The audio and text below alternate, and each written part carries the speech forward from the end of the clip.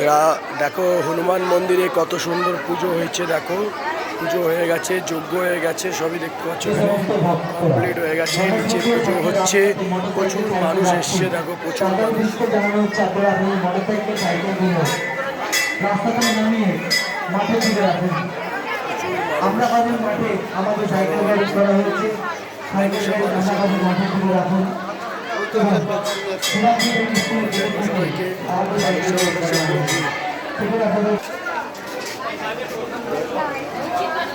দেখো কীভাবে সাজিয়েছে হনুমানজিকে, কত সুন্দর সাজানো। বজরংবলীকে